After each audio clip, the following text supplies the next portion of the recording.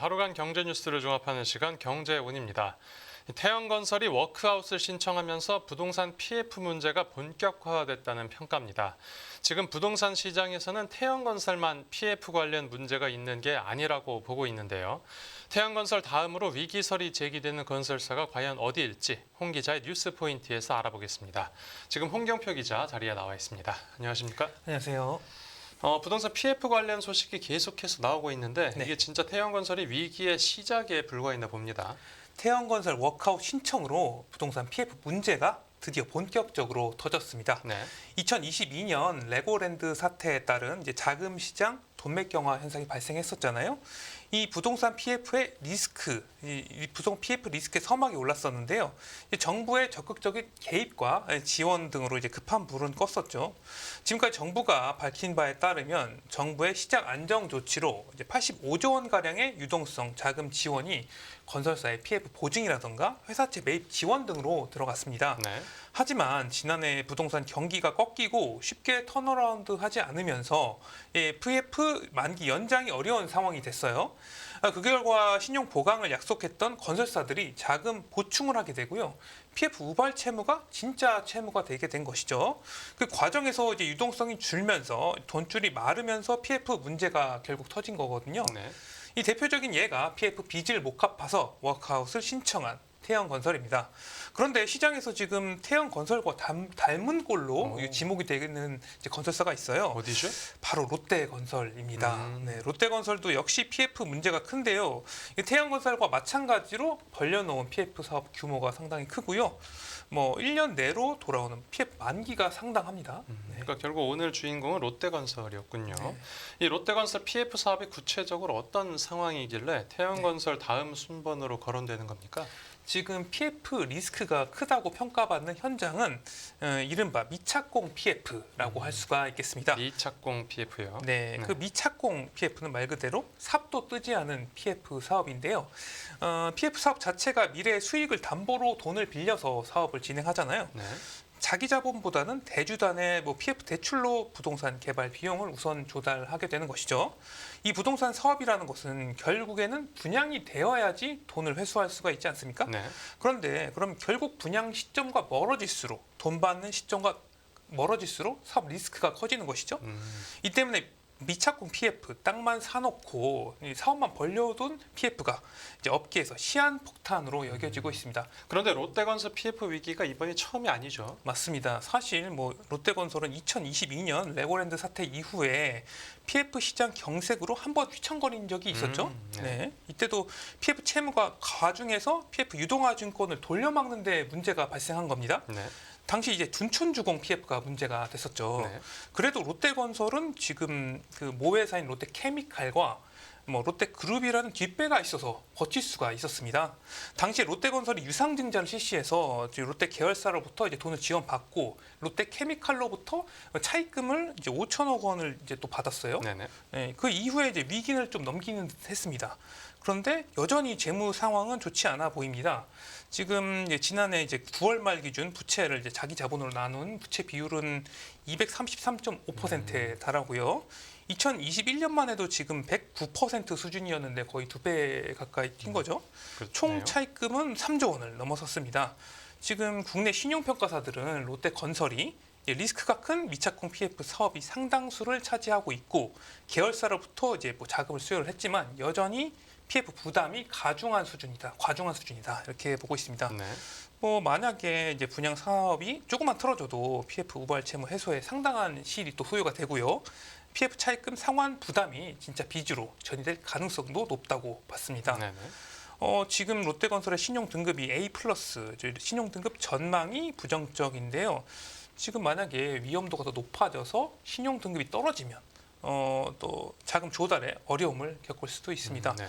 그리고 태영건설도 사실 A였거든요, 신용 등급이. 그런데 갑자기 이벤트가 발생해서 하루아침에 트리플 C로 떨어졌거든요. 롯데건설도 이 같은 일을 겪지 않을 거라는 보장은 없는 것이죠, 사실.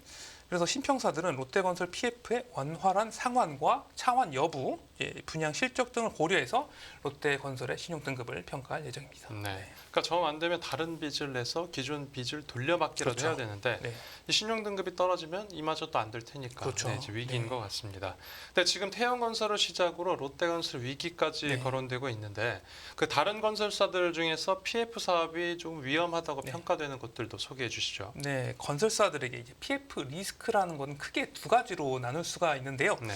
첫째는 이제 PF 규모 위험이라고 볼 수가 있겠습니다. 이제 가지고 있는 현금과 비교해서 이 PF 우발 채무가 과도하면 상당히 좀 위험하다고 할 수가 있겠죠.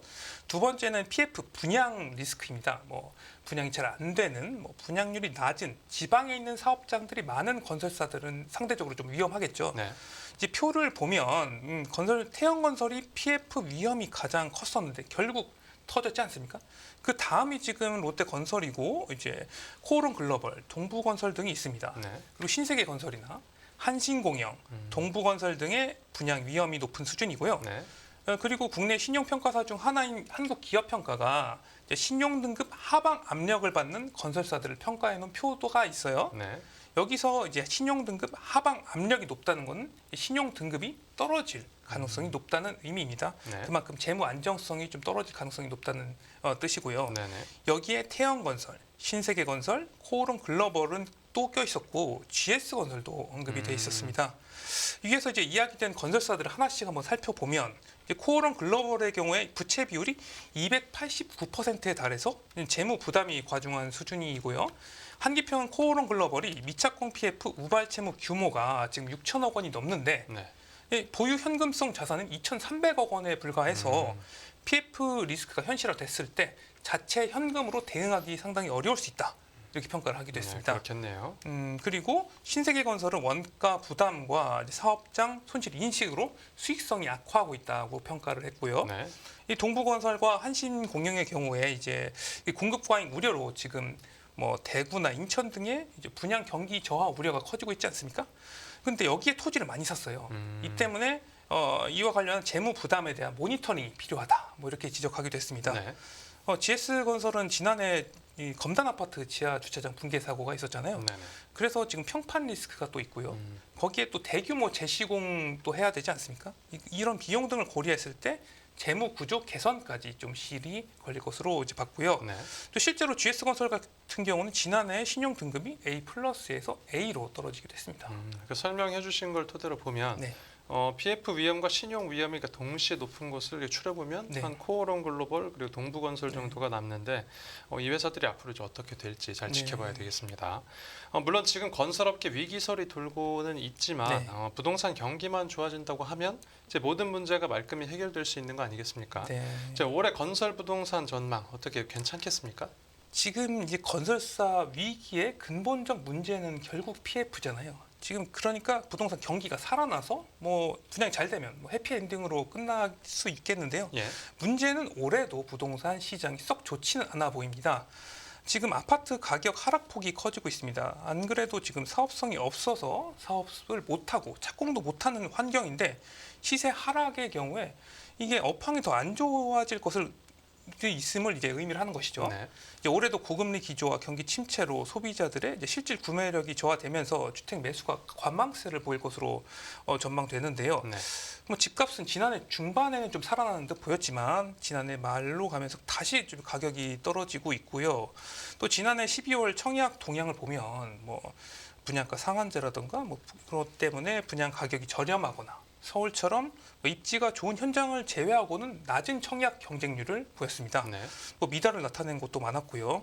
그리고 사업성과 이제 부동산 분양 시기를 PF를 미루다가 결국은 사업을 진행했는데 성적이 좋지는 않은 것이죠.